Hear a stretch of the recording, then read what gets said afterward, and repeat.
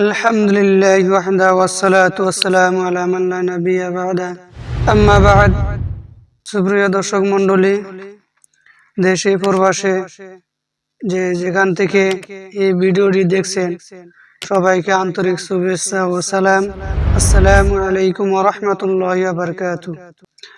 আজকে আমরা আলোচনা করব সাদকাতুল ফিতর দেওয়াটা কি, ফরজ, ওয়াজিব, সুন্নত না মুস্তাহাব।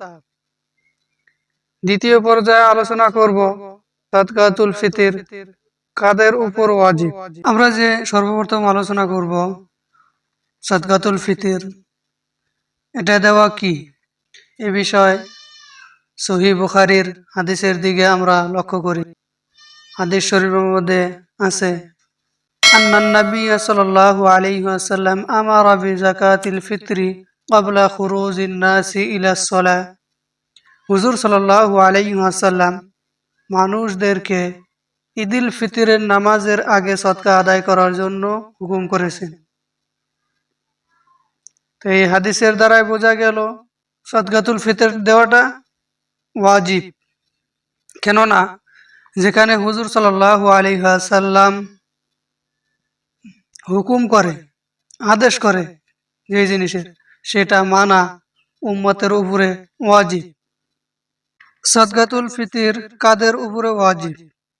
সাদকাতুল ফিতর প্রত্যেক সাহিবে নিসাবের উপরে ওয়াজিব, প্রত্যেক সমর্থবানের উপরে ওয়াজিব। এখন সাহিবে নিসাব কতটুক মাল হলে সে সাহিবে নিসাব হবে? যতটুক পরিমাণে যাকাতের নিসাব, ততটুক পরিমাণ সাদকাতুল ফিতরের নিসাব। যাকাত আর সাদকাতুল ফিতরের মধ্যে দুইটি ফারাক রয়েছে। প্রথম ফারাক হলো, যাকাতের মধ্যে মালে নামি হওয়া দরকার, যেগুলো মাল বাড়ে।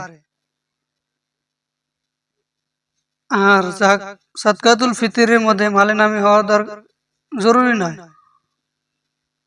নিজের জরুরতের সামান বাদ দিয়ে, যেরকম বাড়িতে বর্তন বা তার বাড়িতে চাল ডাল ইত্যাদি থাকে, এসবও নিসাবের মধ্যে গণ্য হবে। দ্বিতীয় ফারাক হলো যাকাত আর ফিতরার মধ্যে। যাকাতের মধ্যে হলো যে হাউলানে হাউল হতে হবে।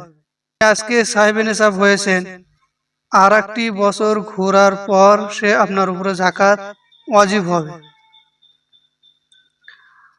আর সাদকাতুল ফিতরের মধ্যে হাউলানে হাউল হওয়া কোনো শর্ত না। এই ছিল দুটি যাকাত আর সাদকাতুল ফিতরের মধ্যে ফারাক। এখন কারা কারা সাদকাতুল ফিতর আদায় করবে? সাদকাতুল ফিতর বালিগ নাবালিগ, ছোট ছোট বাচ্চা, সবার পক্ষ থেকে আদায় করতে হবে। বাড়ির গার্জিয়ানে ছোট ছোট বাচ্চাদের তরফ থেকেও সাদকাতুল ফিতর আদায় করবে। যদিও বাচ্চা 1 মাস হয় কিংবা 2 মাসের বাচ্চা, বা ঈদুল ফিতরের সুবা সাদিকের আগেও যদি জন্ম নিয়ে থাকে, তার তরফ থেকেও সাদকাতুল ফিতর আদায় করতে হবে। আবার অনেকে প্রশ্ন করে থাকে যে পেটের বাচ্চার কি, যেগুলো বাচ্চা পেটে আছে সেগুলো বাচ্চার কি সাদকাতুল ফিতর আদায় করতে হবে?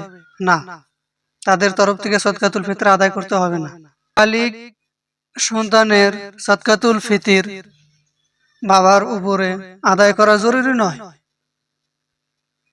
হ্যাঁ, যদি বাবা আদায় করে দেয়, আদায় হয়ে যাবে, এটা ছেলের উপরে ইহসান করলো।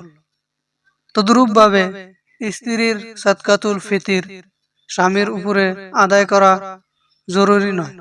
যদি আদায় করে দেয়, এটা স্ত্রীর উপরে ইহসান হলো, আদায় হয়ে যাবে। আল্লাহ তাআলা আমাদের সবাইকে সহিহ বুঝ দান করুক, আমিন।